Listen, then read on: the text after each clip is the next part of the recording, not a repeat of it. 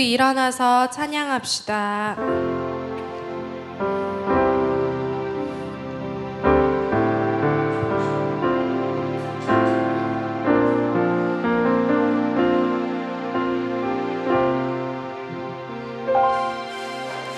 주의 사랑 항상 내 곁에 머무시네.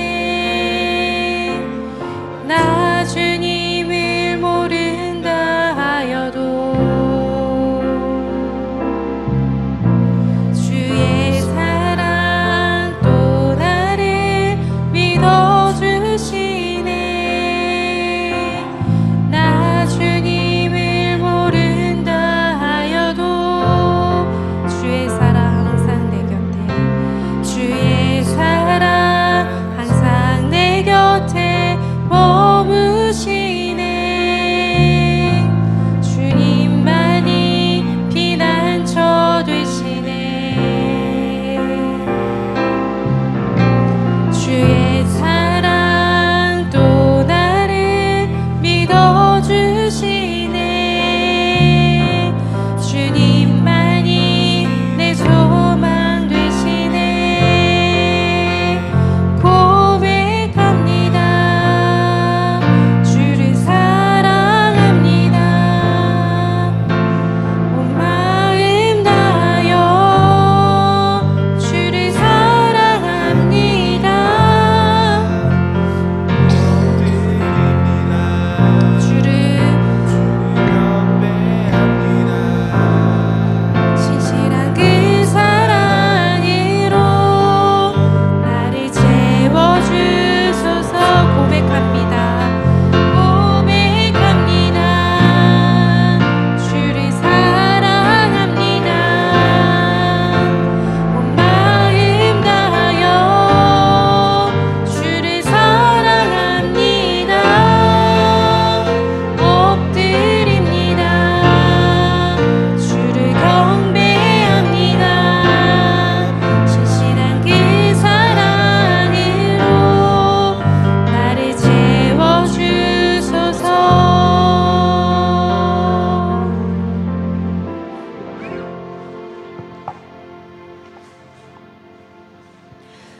나는 전능하신 아버지 하나님 천지의 창조주를 믿습니다. 나는 그의 유일하신 아들 우리 주 예수 그리스도를 믿습니다.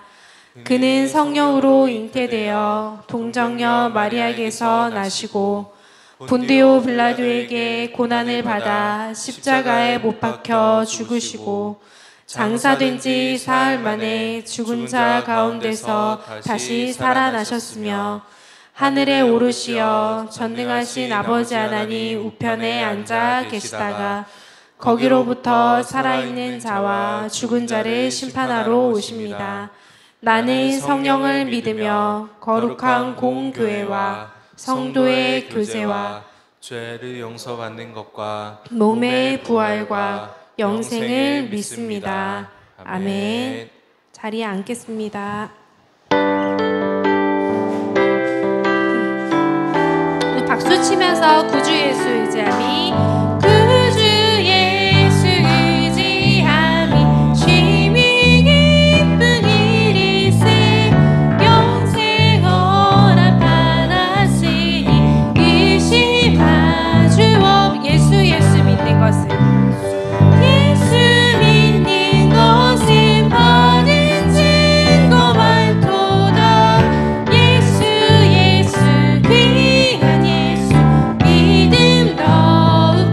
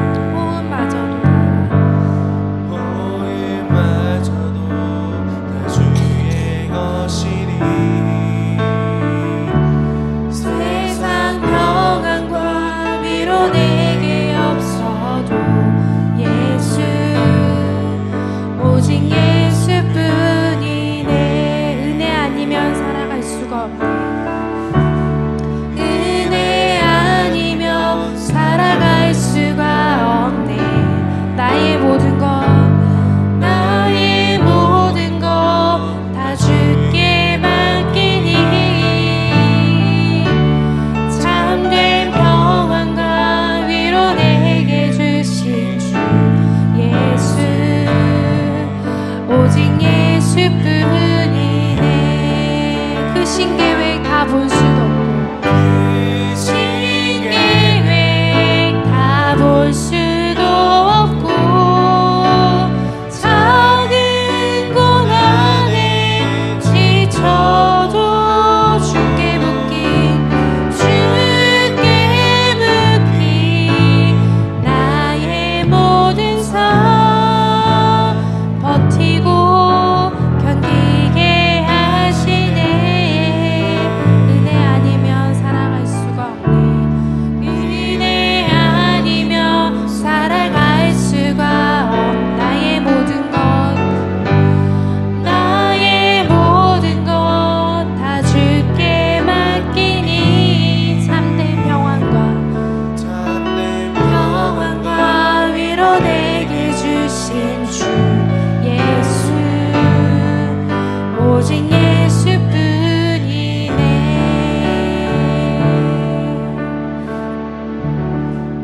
다 같이 하나님과 나만이 아는 죄를 생각하며 묵묵히 참회의 기도를 드리겠습니다.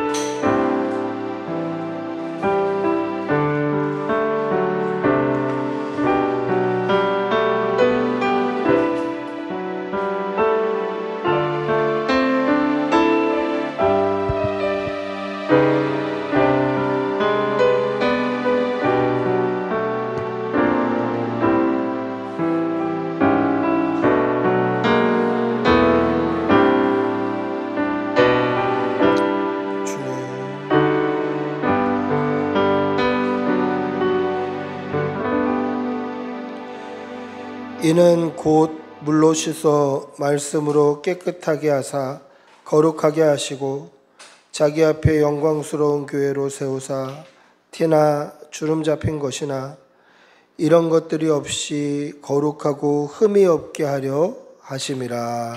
아멘.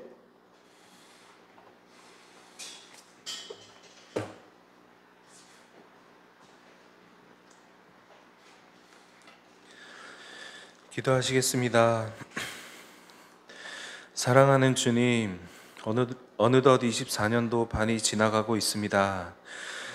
지금까지 하나님의 은혜로 필요한 것을 채워주시고 마음의 가난을 풍족하게 하시고 삶을 이기게 하시고 행복하게 살아가게 하심에 참 감사드립니다. 그럼에도 참 쉽게 죄를 짓는 우리들입니다. 여러 두려움들 속에서 그리고 세상의 유혹들 속에서 스스로 시련을 만들며 너무도 쉽게 죄를 짓는 연약한 우리들이지만 이 또한 하나님의 은혜로 늘 함께 하셔서 우리의 잘못을 알게 하시고 회개하신 주님, 위로하신 주님 참 감사드립니다. 앞으로도 주어진 삶 속에서 함께 하시는 하나님을 기억하고 하나님의 뜻을 구하며 잘 따르게 하여 주시고 평안함으로 감사와 찬양함으로 기쁨으로 하루하루를 살아가도록 인도하여 주세요. 주님, 우리가 삶을 살아감에 있어서 하나님 중심으로 성경 중심으로의 삶을 살아가길 소망합니다. 비록 부족하고 잘 지켜나가지 못할 수 있지만 올바른 신앙으로 성령 하나님이 주시는 올바른 믿음으로 그리고 이 시대에 이 장소에 선한 영향력으로 믿는 여러 사람들을 통해 복음이 올바로 전해지는 것까지 이르기를 바랍니다. 이 나라와 온 유대와 사마리아와 땅끝까지 복음이 전해지기를 하나님께서 보시기에 기뻐하시는 나라와 사회와 나의 삶이 되기를 소망합니다. 오늘도 우리에게 주실 하나님의 말씀을 기대합니다. 예배의 시작부터 끝까지 성령 하나님의 이끄심으로 이 예배를 주관하여 주시고 목사님을 통해 주시는 말씀으로 더 하나님을 알게 하시고 깨닫고 회개하고 기도함으로 나아가 많은 은혜를 받고 돌아갈 수 있도록 삶의 원동력을 채워나갈 수 있도록 하여 주시길 간절히 원합니다. 이 예배 가운데 오직 하나님만 홀로 영광 받으시길 원하고 기도합니다. 항상 우리와 함께 하시고 살아계신 우리 주 예수님의 이름으로 기도합니다. 아멘.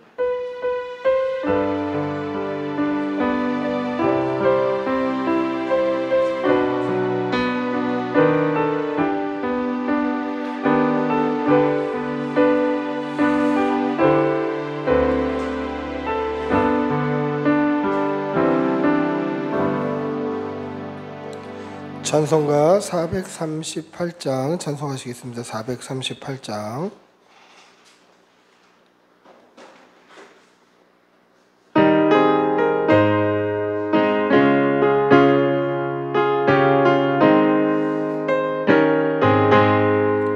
내 영혼이 은총 입어 중한 죄짐 벗고 보니 슬픔 많은 이 세상도 천국으로 와도다. 할렐루야 찬양하세. 내 모든 죄 사함받고 주 예수와 동행하니 그 어디나 하늘나라 주의 얼굴 뵙기 전에 하늘나라 내 마음속에 이루어지니 날로 날로 가깝도다. 할렐루야 찬양하세. 내 모든 죄 사함받고 주 예수와 동행하니 그 어디나 하늘나라 높은 산이 고층들이 조막이나 궁궐이나 내 주 예수 오신 곳이 그 어디나 하늘나라. 할렐루야 찬양하세. 내 모든 죄 사함받고 주 예수와 동행하니 그 어디나 하늘나라. 아멘. 사랑의 아버지 하나님, 오늘도 좋은 날 주셔서 감사합니다. 우리에게 베푸신 그 크신 은혜와 그 사랑이 얼마나 크고 무궁하고 우리 앞에 감사의 제목이 얼마나 많은지 우리의 지난 날을 돌아보면 알 수 있습니다. 하나님께 이 감사의 마음을 모아 예물 올려드립니다. 이 예물이 쓰이는 그 곳마다 하나님의 그 나라가 서게 하여 주시고 드린 손길마다 하나님께서 천배의 복으로 갚아 주시옵소서. 성도의 가정에 그 일터와 사업장과 직장 위에 풍성한 은혜와 복이 넘치게 하여 주시고 일용할 양식이 끊어지지 않게 하여 주시고 하나님 앞에 물질의 풍성한 복을 날마다 받아 누릴 수 있도록 은혜 내려 주시옵소서. 그 가정과 자녀들 위해 하나님께서 복의 복을 더하여 주시옵소서. 우리에게 복 주실 줄 믿사옵고 우리 주 예수님의 이름으로 기도드리옵나이다. 아멘. 하나님의 말씀 함께 보시겠습니다. 하나님의 말씀은 누가복음 12장 16절에서 21절입니다.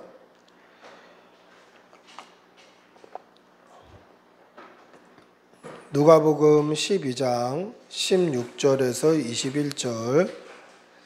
누가복음 12장 16절에서 21절입니다.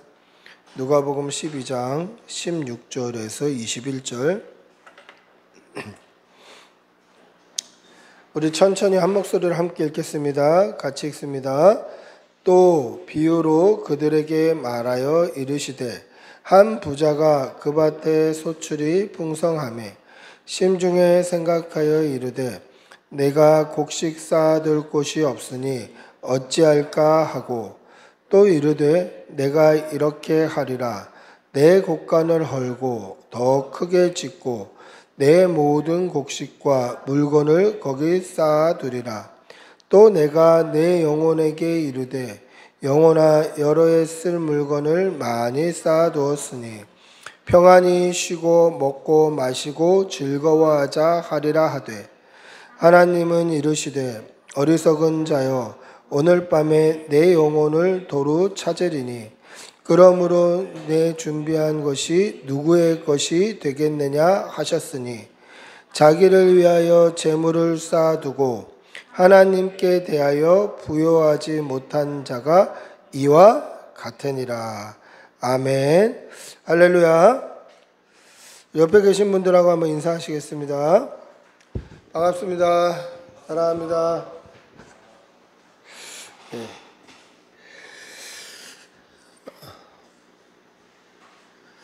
아주 오래전에 대구에서 있었던 일입니다. 굉장히 오래된 이야기죠. 대구에 한 부자가 있었습니다. 대단한 부자였어요. 그런데 이 사람은 이 부자로 만족하지 않고 더 얻고 더 가지려고 엄청나게 노력하고 자린고비처럼 그렇게 살았던 사람이에요. 얼마나 부자였던지 이 사람은 밤마다 자기가 벌은 돈들 또 자기가 가지고 있는 재산들을 이 주판을 튕기면서 계산을 했어요. 그러니까 이 전자계산기도 없던 그 시절 이야기입니다.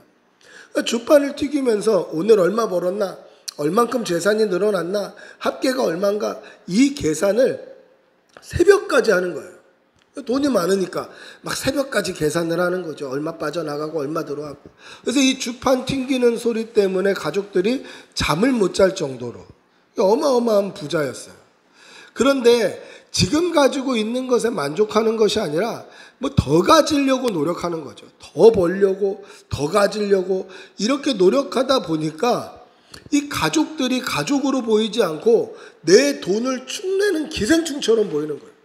그러니까 아내한테도 뭐 자린고비처럼 하고 자식들한테도 막대하고 그러는 거예요. 그래서 이 아내가 병을 얻어서 일찍 돌아가십니다. 그러니까 그 자녀들은 어떻게 하겠습니까? 이 아버지하고 연을 끊어버리는 거예요. 그리고 그 시절, 그 옛날에 자녀들이 다 미국으로 이민을 가버렸어요. 아버지하고 떨어져 살고 싶다. 근데도 정신 못 차리고 젊은 여자를 새 부인으로 새 마누라로 얻어서 젊은 여자에게 자기의 막 일을 몸종처럼 맡기는데 얼마나 자린고비냐면 곳간 문 열쇠를 딱 걸어 잠그고 밥할 때마다 자기가 밥에 필요한 쌀만큼만 딱 떠서 그 새 마누라한테 주는 거예요. 믿지를 못하는 거예요. 믿지를. 그러다가 병을 얻어서 노안으로 이 부자도 죽게 되었습니다. 근데 이 부자가 죽으니까 그 남겨놓은 많은 재산들을 그 연을 끊었던 자식들, 뭐 친척들, 이 새 마누라의 가족들이 하나도 남김없이 싹 나눠 가버렸어요. 결국 이 부자는 자기 장례 치를 돈도 없었던 거예요. 장례 치를 돈도 없어서 어떻게 했냐면 자기가 출석하는 교회 1층 한켠에 병풍 쳐놓고 그 뒤에 관 올려놓고 그렇게 교회에서 장례식을 치러줬어요. 돈이 없어서. 장례 치를 돈도 안 남겨놓고 가족들이 싹 가져간 거예요. 얼마나 미우면. 자, 여러분 이 사람이 진정한 부자라고 얘기할 수 있을까요? 자기를 위해서 자기 장례 치를 돈도 자기 마음대로 써보지 못하고 죽은 거예요. 그 많은 재산이 있어서 밤마다 주판 튕기는 소리 때문에 사람들이 잠을 못 자게 했는데 그 많던 재산을 자기를 위해서는 결국 한 푼도 쓰지 못했다라는 거죠. 진짜 부자라고 할 수 있습니까? 진정으로 부요한 사람이라고 할 수 있나요? 그렇지 못하더라는 것이죠.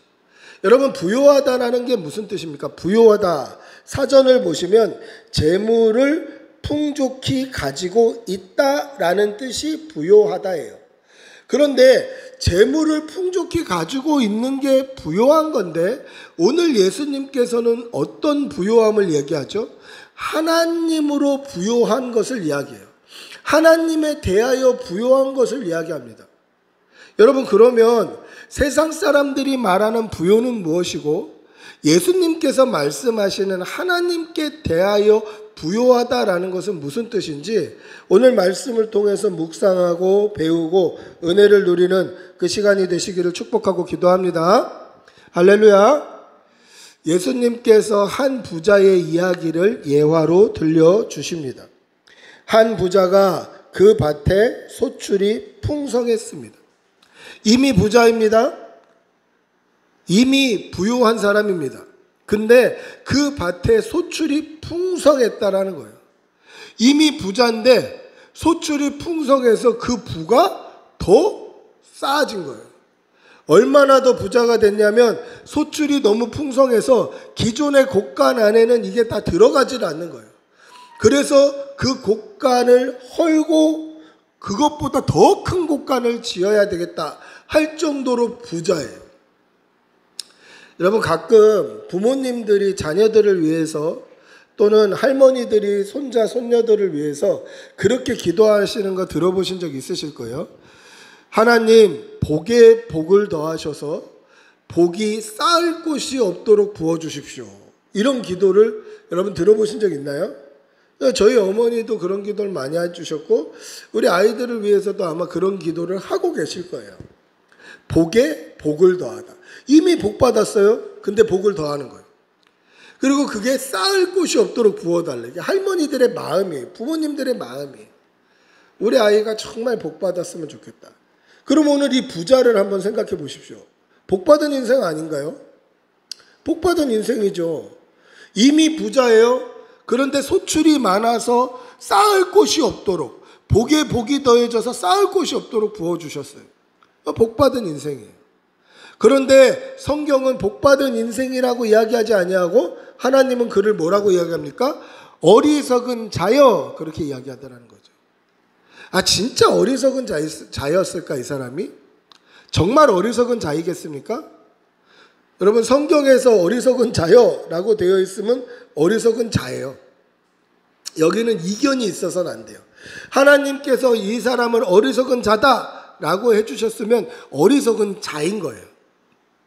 여러분, 우리가 의심하는 건 아닌데 한번 생각은 해볼 수 있잖아요. 진짜 어리석은 자인가? 의심하는 건 아닙니다. 하나님께서 어리석은 자라고 했으니까 우리도 어리석은 자라고 알고 믿는 거예요. 그런데 한번 생각은 해볼 수 있잖아요. 생각은. 진짜 어리석은 자인가? 생각은 해볼 수 있어요. 여러분, 어리석다라는 것을 사전에 찾아보시면 이렇게 돼 있어요. 슬기롭지 못하고 둔하다, 유의어로는 꺼벙하다, 멍청하다, 이렇게 돼 있어요. 이건 제가 그 사람을 비하하려는 말이 아니라 국어 사전에 어리석다, 꺼벙하다, 멍청하다, 이게 같은 뜻으로 묶여져 있어요. 슬기롭지 못하고 둔하다라는 뜻이에요. 그러면 슬기롭지 못하다라는 것은 사전에 뭐라고 정의가 되어 있을까? 슬기롭지 못하다라는 것은 일의 이치를 잘 판단하지 못하고 일을 잘 처리하지 못하는 둔한 사람을 가리치는 거예요. 그러니까 이치를 판단하지, 사리분별을 못하는 거예요. 뭐가 맞는지 틀린지 사리분별을 못하고 일을 잘 처리하는 재능이 없이 둔한 사람, 게으른 사람들을 슬기롭지 못한 자라고 이야기를 한다라는 것이죠. 그럼 정말 이 사람이 슬기롭지 못한 사람일까? 어리석은 사람일까? 하나님이 보시는 그 관점이 아니라 그냥 일반적인 기준, 세상적인 기준으로 이 사람을 한번 생각해 보자는 거예요. 여러분, 이 사람은 성경에 보면 한 부자다, 예수님이 말씀을 그렇게 시작을 하고 계세요. 이미 부자예요.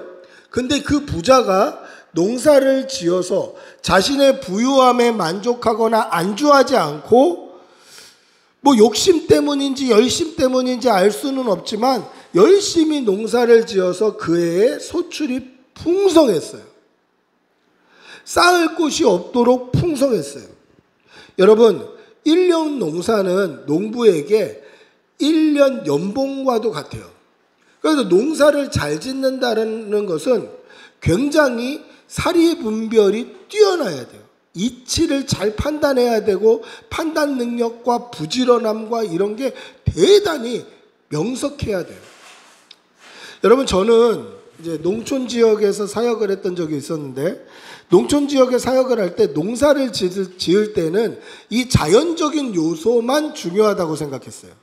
바람이나 기후나 뭐 이런 햇빛이나 이런 자연적인 것만 중요하다고 생각했는데, 농촌 지역에 가서 보니까요, 농사 짓는 데 있어서 그것만 중요한 게 아니라 경제, 사회, 정치, 문화, 이게 다 중요하더라는 거예요. 제가 사역하던 교회에 어떤 권사님이 계셨는데, 그 해에 이 권사님이 엄청나게 넓은 밭에 치커리를 쫙 심으셨어요. 하우스에 치커리를 그 해에 쫙 심으셨어요. 왜 치커리를 심으셨냐면, 그분만 치커리를 안 심고 주변에 있는 분들이 치커리를 심으셨는데 그 전년도에 그게 호황을 누렸어요. 치커리가 한 상자에 한 5,000원, 6,000원에 팔렸어요. 한 상자에 4,000원에만 팔아도 1년 연봉을 버는 거예요. 근데 5,000원, 6,000원에 팔았어요.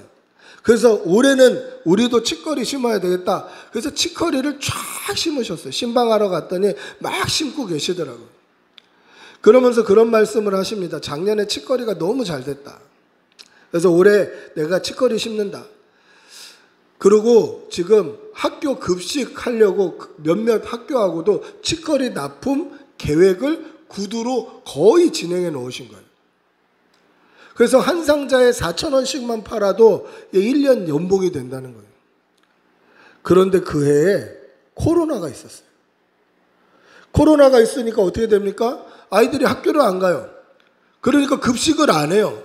그래서 급식 받기로 구두 계약이 거의 끝난 학교들에서 다 계약 취소를 해버린 거예요.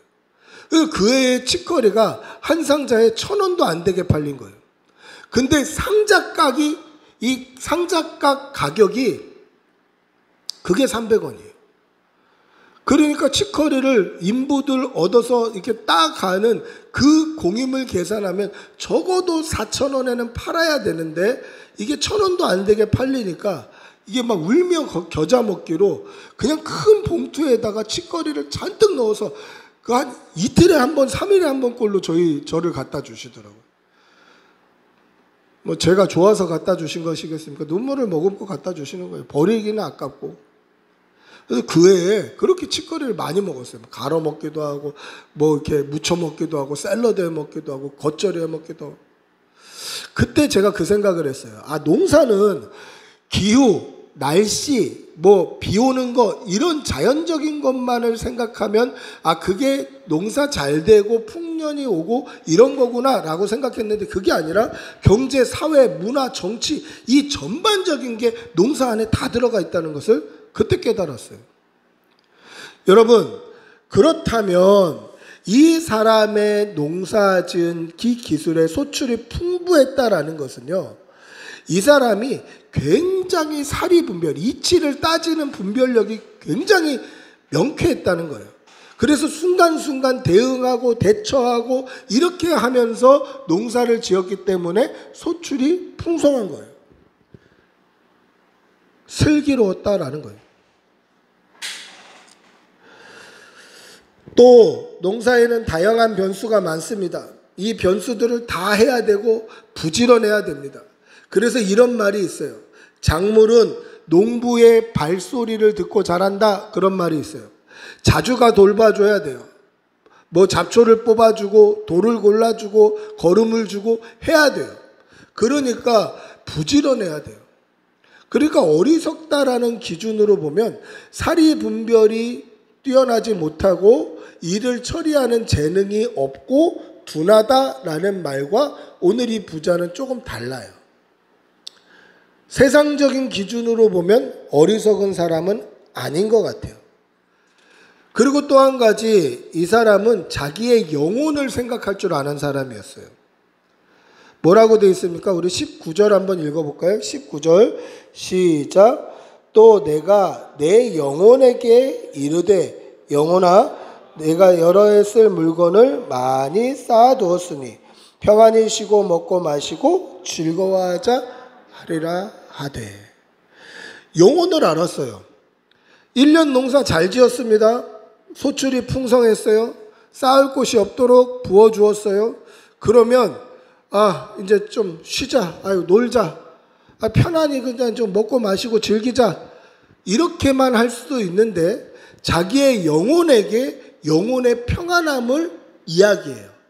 그 말은 뭐냐면 영적인 안목이 있었다는 거예요. 영혼을 볼 줄 알았다는 거예요. 여러분, 사람이 육신만 편안해서 편안한 게 아니라요, 이 영적인 부분까지도 평안해야 비로소 평안한 거예요. 여러분, 우리가 아무리 좋은 소파에 아무리 좋은 침대에 누워있다 할지라도 마음이 불안하고 만약에 속에서 번뇌가 번민이 일어나면 잠이 옵니까? 쉴 수가 있나요? 쉬어지지가 않아요. 그래서 요즘에는 마음이 아픈 사람들이 훨씬 많아요. 몸이 아픈 사람들보다. 그런데 이 사람은 영혼이 평안해야 된다는 것을 알고 있었다라는 거예요. 지혜로운 사람이죠. 뿐만 아니라 이 사람은 자기가 가지고 있는 곡간이 부족하다라는 것도 알았어요. 그래서 어떻게 계획합니까?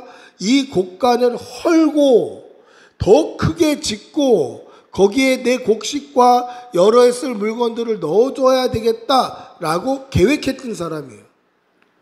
여러분, 이것이 이 사람의 성공 비결이에요. 뭐냐면 미래를 준비할 줄 알았다라는 거예요. 미래를 준비할 줄 알았어요. 그리고 계획적이었어요. 근데 보세요. 사람은 다 계획을 해요. 근데 문제는 뭡니까? 그것을 실행할 능력도 없고 물질도 없어요. 그래서 계획만 하는 거예요. 계획만. 실행은 못하고 계획만 하는 거예요. 근데 중요한 건 계획입니까? 실행입니까? 실행하는 거예요. 근데 이 사람은 계획한 것을 실행할 능력도 있었고 실행할 수 있는 물질도 있었다라는 거예요. 그러면 다 따져보십시오. 이 사람은 사리분별을 잘하는 사람이었고 게으르지도 않은 사람이었어요. 소출이 풍성했다라는 게 그 증거죠. 그리고 미래를 계획할 줄 아는 사람이었어요. 그리고 자신의 영혼도 아는 영적인 사람이었어요. 그럼 이것들을 다 종합해보면 우리가 볼 때에, 인간적인 눈으로 볼 때 이 사람은 오히려 슬기롭고 지혜로운 사람처럼 보여요. 근데 하나님은 이 사람을 뭐라고 얘기하죠? 어리석은 자다. 어리석은 자다. 하나님은 이 사람을 어리석은 자라고 봐요. 우리가 볼 때는 잘 살고 있는 것 같은데, 우리가 볼 때는 지혜로운 것 같은데, 우리가 볼 때는 이 사람이 똑똑하고 영리하고 사리분별이 분명한 것 같은데 하나님은 어리석다라고 말씀하셔요. 누구 말씀이 옳지요? 하나님의 말씀이 옳아요. 우리가 볼 땐 그래도, 우리가 볼 땐 괜찮아도, 우리가 볼 땐 좋은 것 같아도 하나님이 아니라고 그러면 아니다라는 것이죠. 왜 그럴까? 왜 하나님은 이 사람을 어리석은 사람이라고 보셨을까? 오늘 우리가 읽은 21절 한번 찾아서 읽어볼까요? 21절입니다. 21절 같이 읽어보겠습니다. 시작. 자기를 위하여 재물을 쌓아두고 하나님께 대하여 부요하지 못한 자가 이와 같으니라. 할렐루야. 하나님이 이 사람을 왜 어리석다라고 말씀하십니까? 자기를 위하여 재물을 쌓아두고 하나님께 대하여 부요하지 못했기 때문에 그렇다라는 것이죠. 오늘 우리가 읽은 본문 17절부터 19절을 잠깐 보시면 심중에 생각하여 이르되 내가 곡식 쌓아둘 곳이 없으니 어찌할까 하고 또 이르되 내가 이렇게 하리라. 내 곡간을 헐고 더 크게 짓고 내 모든 곡식과 물건을 거기 쌓아두고 또 내가 내 영혼에게 이르되 영혼아 여러 해 쓸 물건을 많이 쌓아두었으니 평안히 쉬고 먹고 마시고 즐거워하자 하리라 하되, 그렇게 되어 있습니다. 16절부터 19절까지 나라는 말이 6번이 나와요. 6번. 그러니까 이 사람은 지금 무엇으로 부자예요? 16절부터 19절만 봐도 나로 부자예요. 자기 자신으로 부자예요. 다 자기 자신을 위해서예요. 나를 위해서 농사 열심히 지었고, 나를 위해서 곡식을 쌓아두었고, 나를 위해서 쓸 물건들을 쌓아두었고, 나를 위해서 내 영혼에게 쉬라고 하는 거예요. 그러니까 이 사람의 삶의 중심에는요, 자기밖에 없는 거예요. 자기밖에. 이 사람의 삶의 우선순위에는요, 자기밖에 없어요. 자기밖에. 이게 자기로 부요한 자의 모습이다라는 거예요. 요즘 MZ세대 같지 않습니까? 내가 중심이에요. 내가 중심. 제 친구 중에 캐나다에서 사역하고 있는 이진식 목사라고 있습니다. 지난주에 저희 교회에 또 헌금도 해주셨는데, 이 이진식 목사님이 만나서 양육하고 있다가 이제 교회를 떠난 청년의 이야기를 해줬어요. 근데 이 청년이 왜 교회를 떠났냐면 이게 납득이 안 되었던 거예요. 목사님하고 성경 공부하면서 목사님이 한 주간 감사의 제목을 이야기해봐라. 하나님께서 우리에게 생명 주시고 우리에게 일할 수 있게 해주시고 우리에게 살 수 있는 건강을 허락해 주신 게 얼마나 감사하냐, 그런 얘기를 했는데 그게 용납이 안 되는 거예요. 이 사람은 좋은 대학 나왔습니다. 번듯한 직장 다니고 있어요. 그래서 내 직장과 내 스펙과 내가 가지고 있는 모든 환경과 이런 것들이 내가 잘해서 지금까지 하고 있는 것이지 이게 하나님이 주신 것이 아니다라는 거예요. 그래서 내가 왜 하나님께 감사하냐? 내가 잘나서 돈 버는 거고, 내가 건강해서 회사 다니는 거고, 내 스펙이 좋아서 지금 이 자리에서 이 직급에 이 돈 받고 있는 거지, 내가 왜 하나님께 감사해야 되냐? 하나님이 뭐 한 게 있다고 감사해야 되냐? 이게 용납이 안 돼서 교회를 떠나버렸어요.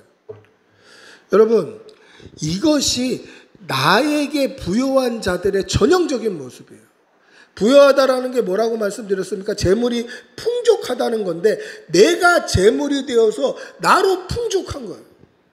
이게 전형적으로 자기를 우상시하는, 모든 우선순위가 자기 중심으로 가 있는 그런 사람의 전형이다라는 거죠. 그러니까 MZ세대가 지금만 있었던 게 아니었다는 거예요. 예수님 당시에도 MZ세대는 있어요. 자기 중심으로 자기만 사랑하고 나에만 집중되어 있는 사람이 그 당시에도 있었다라는 것이죠. 내 것입니다. 내 곡식입니다. 내 곡간입니다. 심지어 내 영혼입니다. 하나님 앞에 그렇게 고백하는 거예요. 그때 하나님께서 뭐라고 말씀하십니까? 어리석은 자여, 오늘 밤에 내 영혼을 도로 찾으리니 그러면 네 준비한 것이 누구의 것이 되겠느냐? 그렇게 말씀하셔요. 네 준비한 것이 누구의 것이 되겠느냐? 이 말이 뭡니까? 내 겁니다. 내 곡식입니다. 내 곡간입니다. 심지어 내 영혼입니다. 내 것이라고 여겼던 그것이 네 거 아니야, 그 말씀이에요. 네 건 줄 알고 살았지 그거 네 거 아니야. 네 건 줄 알고 움켜쥐고 살았지 그거 네 거 아니다라는 거예요. 네 곡간 아니야. 네 물질 아니야. 네 재산 아니야. 네 곡식 아니야. 네 영혼 아니야. 그게 누구 것이 되겠느냐? 그 말씀은 뭐죠? 진짜 주인이 누구냐? 그 뜻이에요.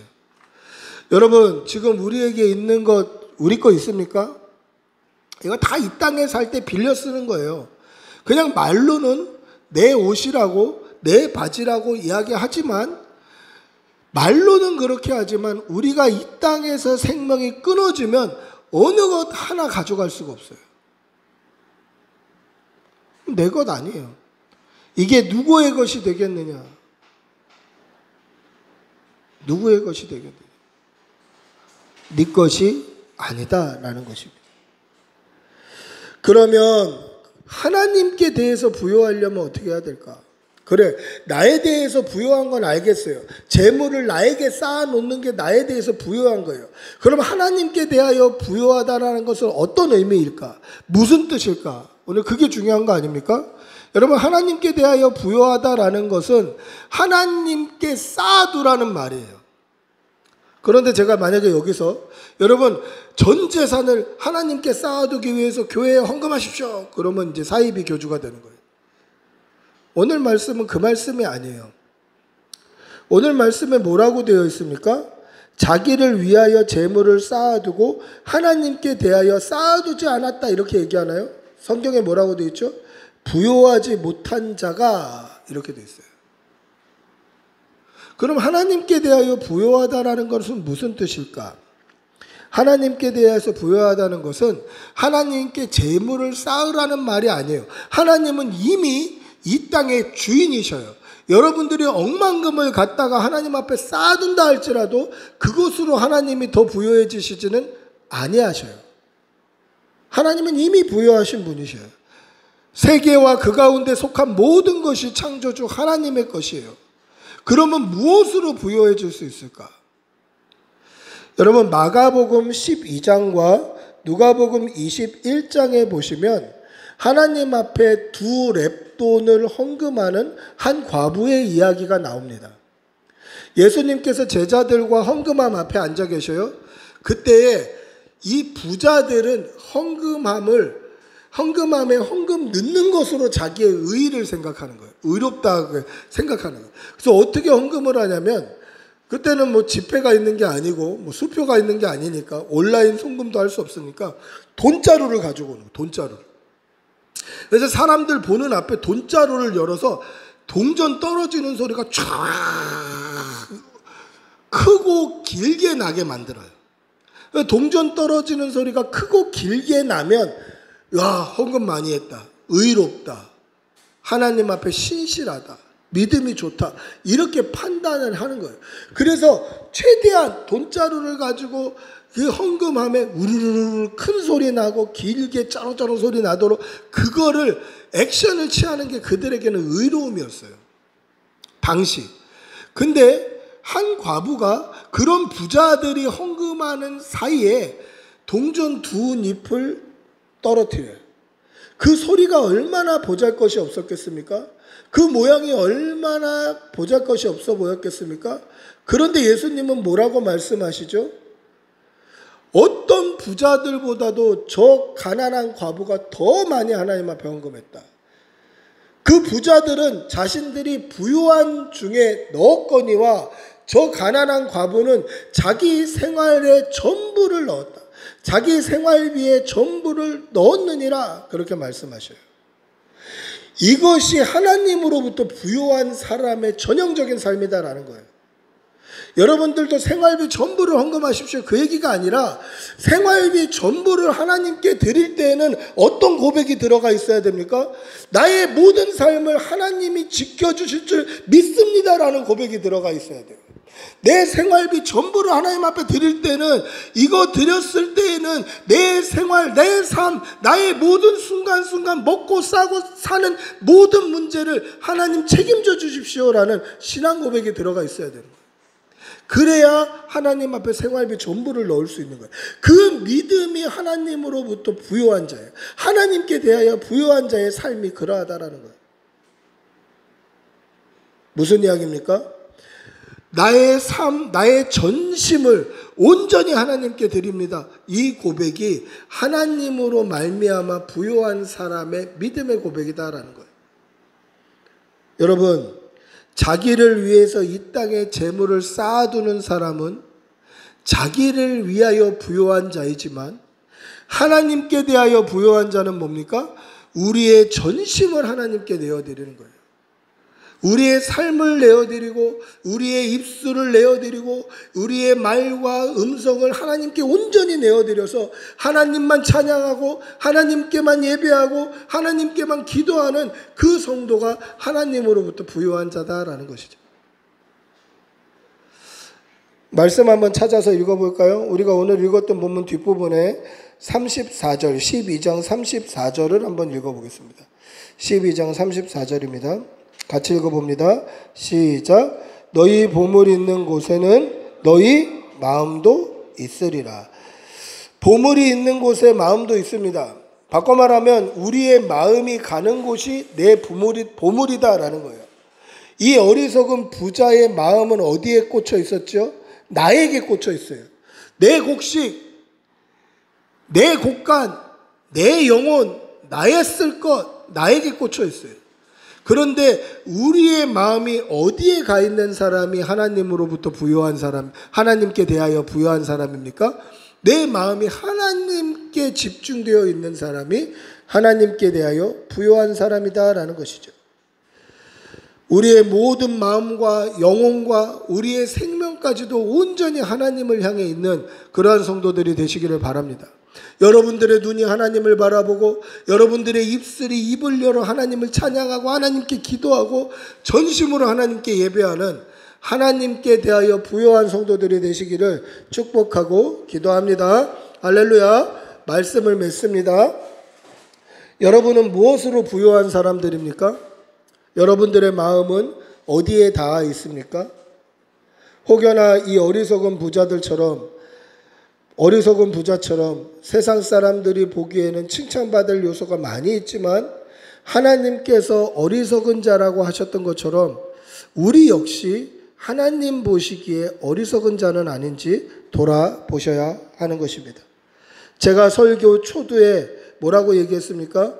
부요하다라는 말은 재물을 풍성하게 가지고 있다라는 뜻이다라고 말씀드렸습니다. 그런데 이 부자는 자기를 위하여 재물을 풍성하게 가지고 있는 부요한 자였어요. 그러나 하나님께 대하여서는 부요하지 못한 자였습니다. 그럼 하나님께 대하여서 부요하다라는 것은 무슨 뜻입니까? 하나님을 우리의 가장 귀한 보물로 여기고 우리 마음 중심으로 하나님을 모셔야 한다라는 거예요. 하나님이 내 인생 어떤 것보다도 귀한 보물로 여기는 것, 이것이 하나님께 대하여 부요한 자다라는 것이죠. 하나님께 대하여 부요한 자 되시는 그러한 성도들이 되시기를 축복하고 기도합니다. 같이 기도하겠습니다. 같이 기도할 때 하나님께 대하여 부요한 자 되게 하여 주시고 하나님께 대하여 풍족한 자, 충성스러운 자, 온전한 하나님의 증인, 자녀 되게 하여 달라고 우리 주님의 이름 부르고 같이 기도하겠습니다. 주님,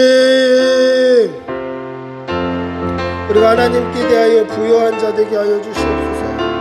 하나님께 대하여서만 부요한 자 되게 하여 주시옵소서. 하나님, 나를 위하여 나에게 대하여만 부요한 자가 아니라 하나님께 대하여 부요하고 풍족하고 풍족한 자 되게 도와주시고 믿음 주시옵소서. 주님 역사여 주시옵소서.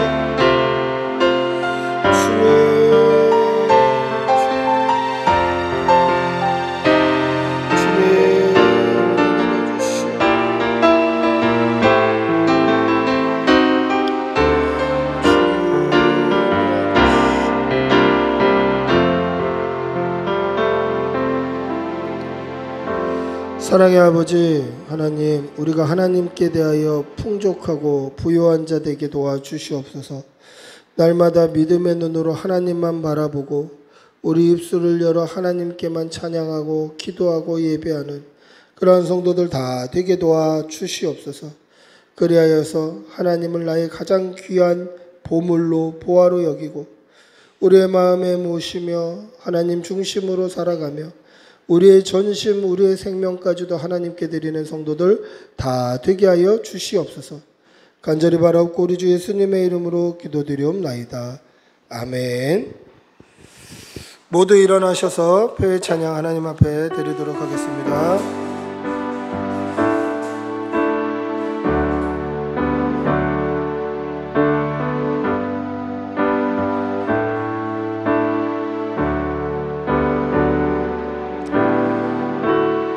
은혜 아니면 살아갈 수가 호흡마저도 다 주의 것이니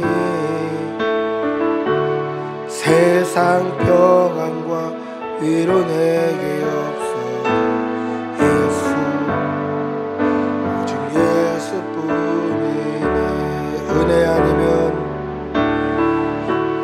은혜 아니면 살아갈 수가 호흡마저도 다 주의 것이니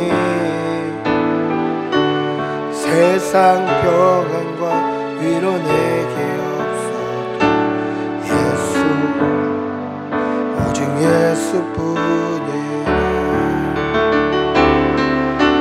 그 생명을 다 볼 수도 없고 작은 문 안에 지쳐도 주께 나의 모든 삶 버티고 견디게 하시네.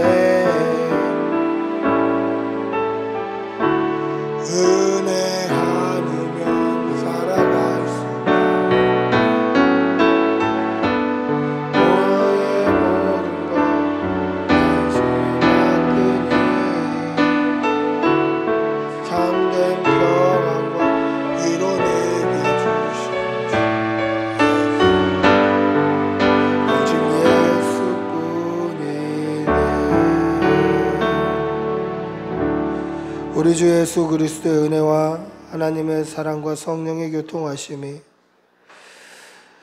나로 부요한 자가 아니라 하나님으로 인하여 하나님께 대하여 부요한 자 되기를 소원하는 여기 모인 모든 주의 백성들과 그 직장과 일터와 사업장과 그 다니는 학교와 모든 삶의 터전 위에 가족과 가정 위에 지금부터 영원히 함께 있을지어다. 아멘. 주님 은혜 내려주시옵소서. 믿음 주시옵소서. 성령 부어주시옵소서. 주님 도와주시옵소서. 아버지